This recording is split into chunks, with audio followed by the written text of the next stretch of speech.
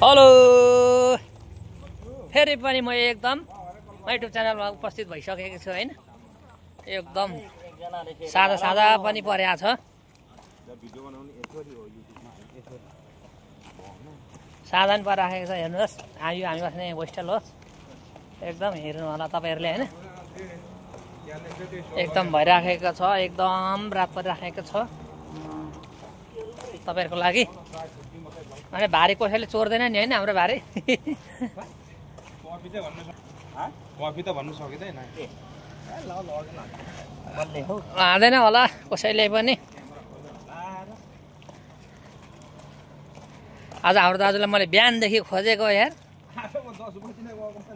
है तेरेका आज मान्छे चिन्नियो। 2 रुपैयाँ मार्केटमा के लिने भन्दै थियो कान्छा? अघि ल्याइसकेको त नि।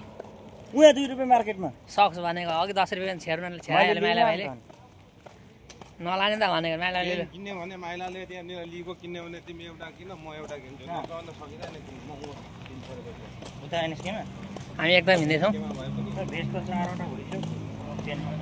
एकदम रातिको अवस्था भइराखेको छ। अलिकति म थोरै यो बुवाले अलिकति पसिना सोच्छ नि यसले। अलिकति यसैमा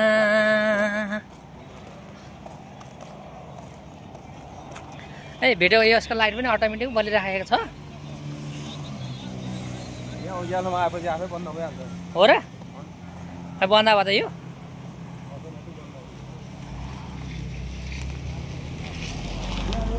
के छ त खाने कुरो ल हेरौँ। बन्द भयो दाजु हेर्नु त बन्द भयो। बन्द भएको छैन त।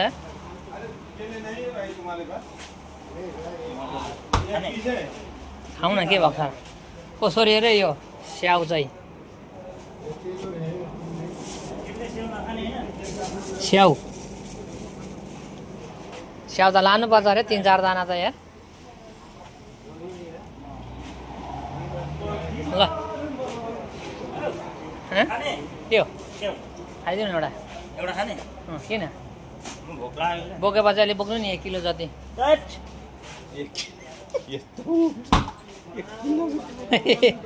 कसरी सँग किलोको ल। आज सपिङ पनि 103 रुपियाँको गरियो। धेरै गरिएन।